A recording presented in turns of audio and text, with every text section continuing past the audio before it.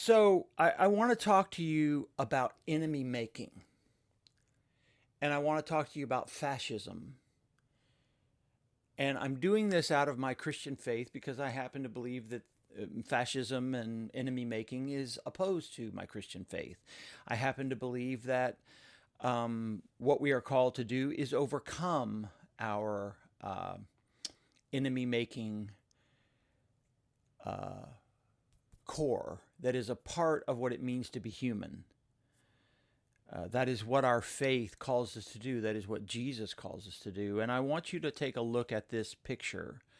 We're going to talk a lot in the next few minutes about propaganda, about governmental propaganda, and not even about the American government as itself, although we will, but we're going to be talking about the world and how this is a dynamic that takes place worldwide. Propaganda is.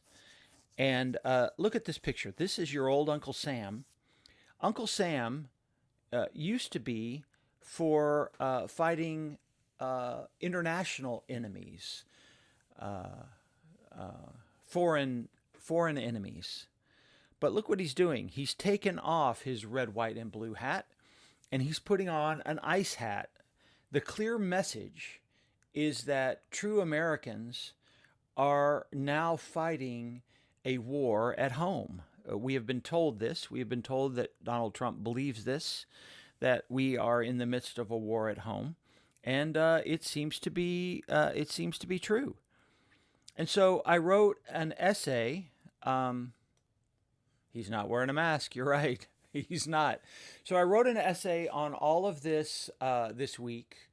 I'm very proud of this. I come back to these issues every few years. Well before Donald Trump, I've been talking about this stuff. And there's a link. It won't be, it's on Substack. You can find it. But I've just posted the link to it if you want to look at that. But I want to go through these concepts because, and I want to be very clear, as I always try to be, that what I'll be describing here is a human issue, not an American issue, but it has its own American character that we must understand, particularly in this time. So, a lot of slides. Let's go through them. We all have a lizard brain. We all have a brain that is not very developed, honestly. We have a brain that is very tribal. All of us do. We come from tribal cultures. All of us do. All of our DNA, whoever we were, whatever part of the world we started out in little small bands, and we protected ourselves from the enemy, from the other. And it was an us and them world.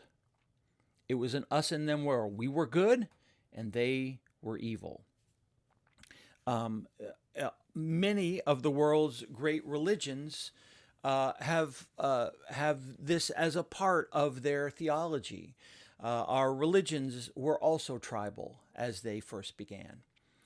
I happen to believe that Jesus' message was an attempt to overcome our tribalism. I think that's what he was trying to do. I think that's why he came, was to help humans overcome their tribalism, and to all of his messages about the his own people reaching beyond themselves, breaking open their religious practice to include the other, the outsider, the Gentile, as they might say. The goal of that was supposed to be to see everyone as God's people. And yet Christianity itself has, of course, also become tribal. That's not because Christianity is flawed. That's because we human beings are flawed. And it's because we have inside of us the ability to make enemies. Every human being has inside them this enemy-making process of distrusting the other. And it can be exploited. This is the book that I was mentioning a moment ago. one of my favorite books in the whole world. It is now 30 to 40 years old. It's called Faces of the Enemy: Reflections of the Hostile Imagination by Sam Keen. Sam Keen is mostly a poet and philosopher, but he has written, I think, a remarkable treatise on the concept of enemy making. And what he got into this, he realized as he got older that there were similar dynamics in every culture in terms of this enemy making process. And so he started studying the war propaganda of different countries through different historical times. You know, it used to be that war propaganda was one of the best ways that humans stirred up the animosity toward the other. Now it's social media. Same dynamic, by the way. Absolutely same dynamic. But he started looking at the war propaganda, and Sam Keen realized that every country, every nation seemed to use the same images. He said it's as if all the propagandists went to the same art school together. Here's what he says. Let me just run through some quotes from Sam Keen. Generation after generation, we find excuse to hate and dehumanize each other, and we've always justify ourselves with the most mature sounding political rhetoric. The hostile imagination begins with a simple but crippling assumption. What is strange or unknown is dangerous and intends evil. As a rule, human beings do not kill other human beings. Before we enter into warfare or genocide, we first dehumanize those we mean to eliminate. The most terrible of moral paradoxes, the Gordian knot that must be unraveled if history is to continue, is that we create evil out of our highest ideals and most noble aspirations. One of the things, I want to pause about this for a minute. One of the things that Keen says is that we, as human beings, the good news is it's actually hard for us to kill people at scale. Killing a person that you're just mad at in a moment, that's easy. Accidentally killing people, that's easy. But killing at scale, Keen posits, is actually hard. And that is why human beings use this dehumanization process. That is why we use it time and again in culture after culture. So we need to be heroic and on the side of God to eliminate evil, to clean up the world, to be victorious over death, that we visit destruction and death on all who stand in the way of our heroic destiny. Sound familiar?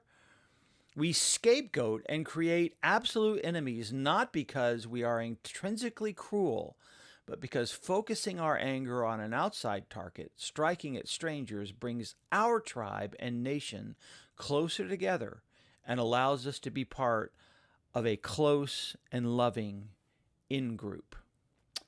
I'm going to skip ahead. I have too many slides. I'm going to read what Michael says. Could a nation state exist without another? I think this is what Sam Keen pretty much just said is probably not. Probably not. I can't. And I think it's important for us to understand that. I do think that let me argue this point. I do think in a functioning democracy with checks and balances, with a healthy religious life, it is possible to tamp down on the hostile imagination that we humans all have. Yes, it is possible to do that. But that's not what's happening now. We're going in the opposite direction completely. We create surplus evil because we need to belong. I'm going to run through these. I can't even really see what they say. If we must be dead right and the enemy dead wrong, we will both be dead right or dead wrong. When we feel we don't count and aren't important, don't matter, violence becomes our last resort for crying, I exist. I can make a difference. I am powerful. By the way, this is a point that Karen Armstrong made in her book, Fields of Blood. She argued that this was a part of all the great first empires and religions, unfortunately, that war was a meaning making concept. Okay, to create an enemy. So let me run through this real quick. I'm going to try to zip ahead because I do want to get to the images that show you this firsthand. This Sam Keen wrote a poem as a part of this book. We start with an empty canvas when we start to otherize an enemy. We start with an empty canvas and we sketch the broad outline forms of men, women, and children. We all do this. We dip into the well of our own disowned darkness with a wide brush and stain the stranger with sinister hues and shadows. We trace onto the face of the enemy greed, hatred, carelessness we dare not claim as our own. Obscure the sweet individuality of each face. Erase all hints of the myriad loves, hopes, fears that play through the kaleidoscope of every finite heart. Twist the smile until it forms the downward arc of cruelty. Strip the flesh from the bones till only an abstract skeleton of death remains. Exaggerate each feature until the man is metamorphosized into beast, vermin, and insect. This is the first stage. Keen suggests this is the first stage of dehumanization. We turn the human being into an animal. That's stage one.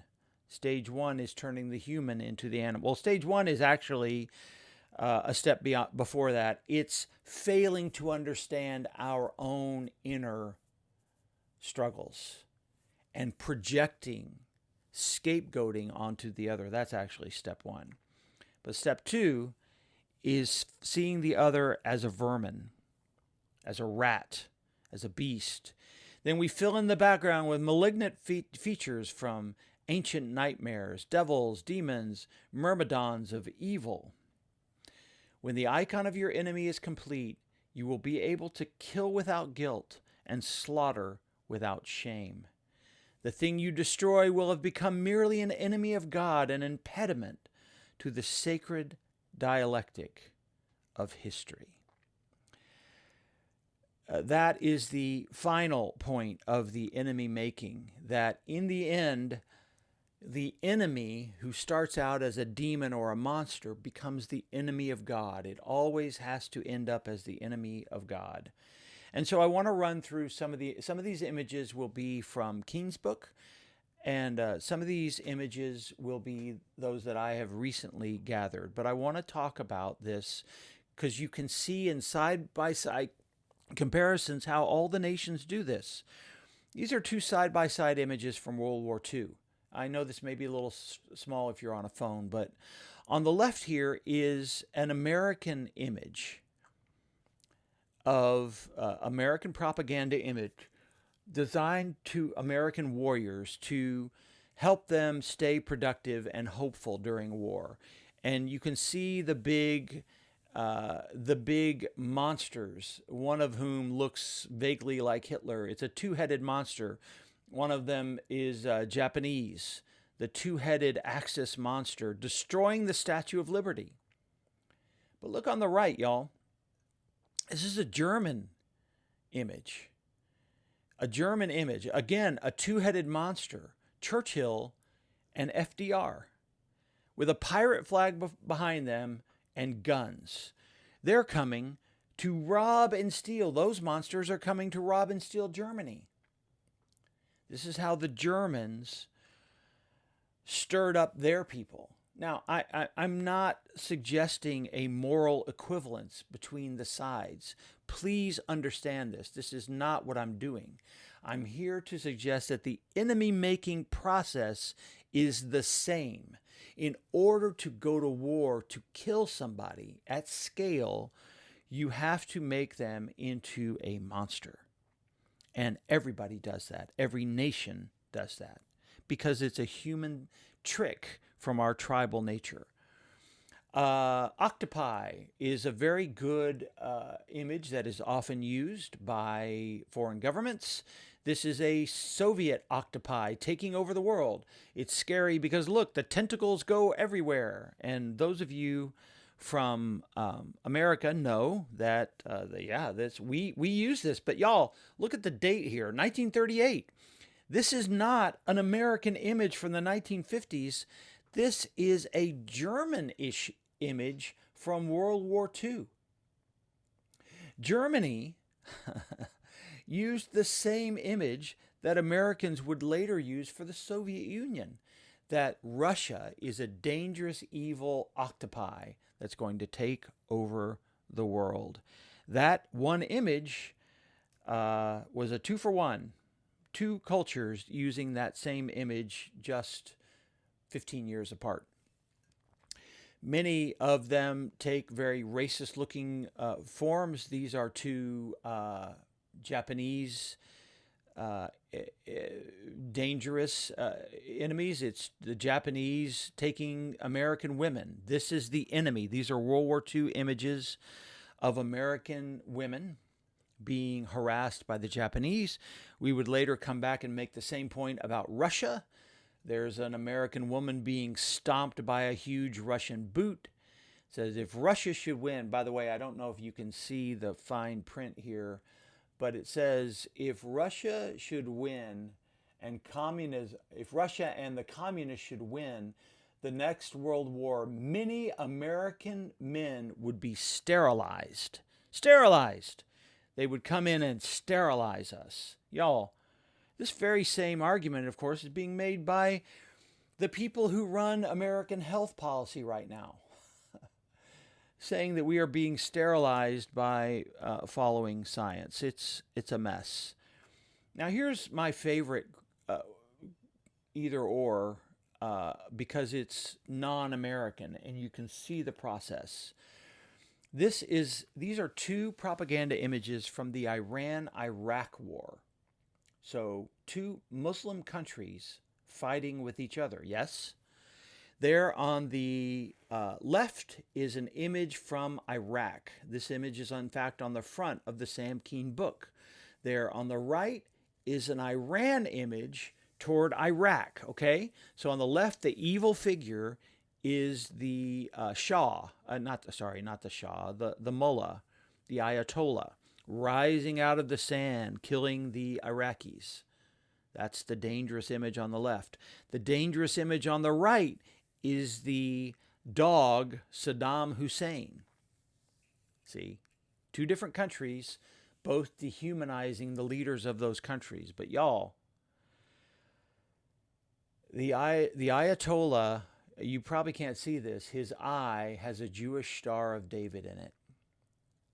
And y'all, the dog Saddam Hussein also has a Jewish Star of David around his neck. That's his dog tag.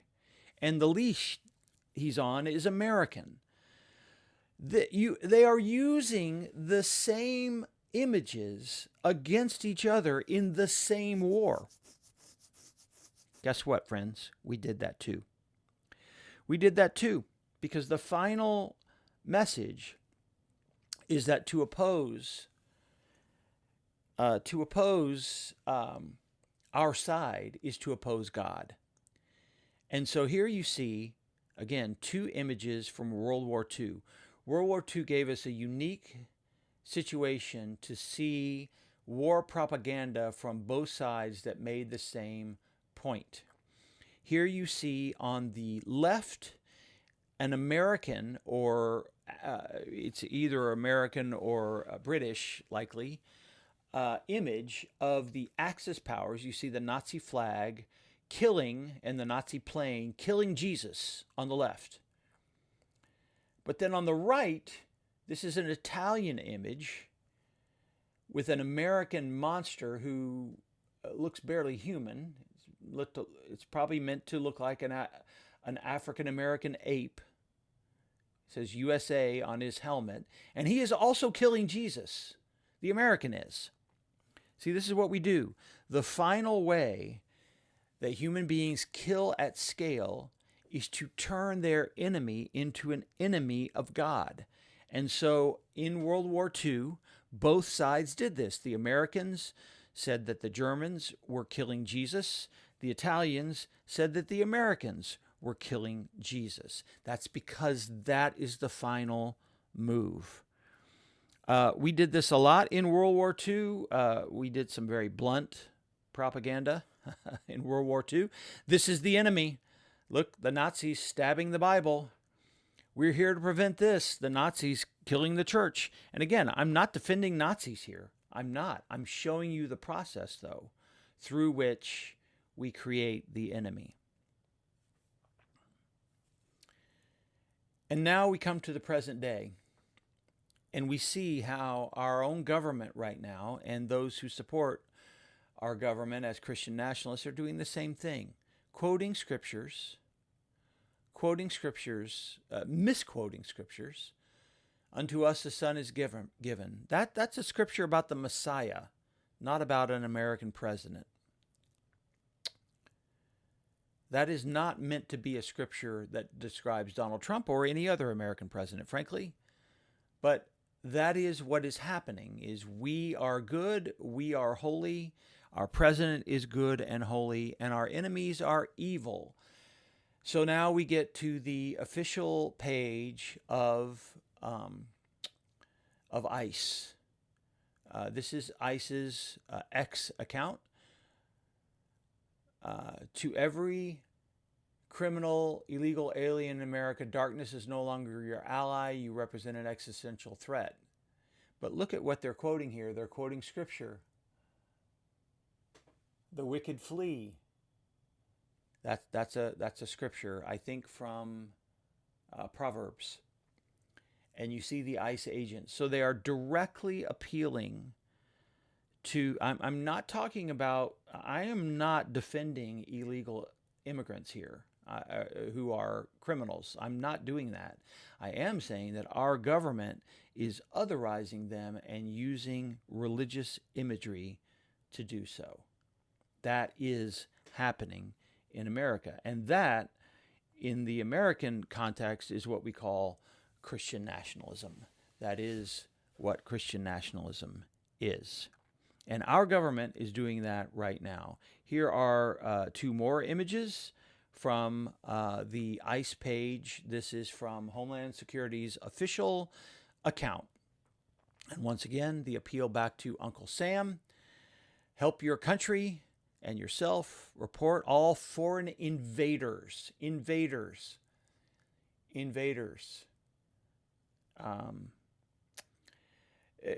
Mathematically, you got to tell you, y'all, there's no credible way that every illegal immigrant that is being rounded up has committed crimes. It's very clear that many of them have not.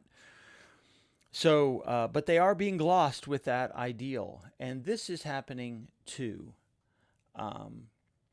This appeal to whiteness. Here on the left, again, this is from the official Homeland Security website, X page. This is an image from, it's called Life in a New Land on the left, a very classic image from American Western expansion. And on the right, this is a German image from the Nazis in the 1930s. And you see in both cases these wonderful white families. That's the message. That's the dual message. On the one hand, the invaders are these guys. The invaders are to be resisted. And on the other hand, this is what we are defending. It's very clear. It's very clear. And again, it's your Uncle Sam doing it. Your Uncle Sam now takes off his hat and he puts on his ICE hat, because ICE is what is helping us fight our domestic enemy. This is what we are told.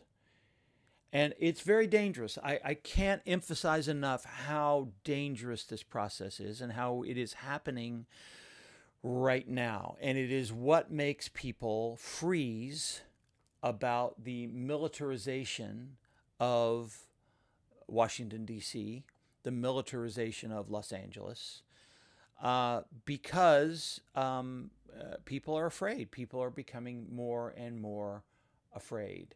And Michael Wesley is 100% right. Pete Hegseth, the Secretary of Defense, promotes a crusade for Christian domination in the age of Trump. Yes, they're being very, very explicit about it. I'm just showing you the still images that are pointing this out. This is modern American propaganda. This is modern American propaganda. This is modern American. Oh, I don't think I'm actually doing what I think I'm doing. This is modern American propaganda. This is modern American propaganda. This is modern America propaganda. This is modern America. Well, it's ancient, 100-year-old painting, but set up against a German painting that looks almost exactly the same. And so this is what's happening. This is what's happening in the United States of America, and it's very, very dangerous. And we are not meant to distrust people of other races, religions, faiths. And I know they keep saying they're not doing that. Oh, we don't mean to, we're not doing that. Well, you ask the brown people and black people in your life if they're included in these images. Ask them. Increasingly, they understand they are not.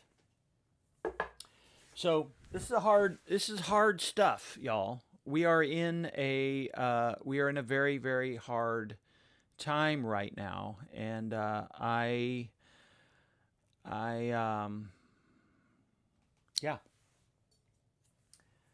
But I believe Jesus came to promote the exact opposite of this. I am very, very convinced of this, that Jesus' message was a message to overcome our enemy making, not reinforce it,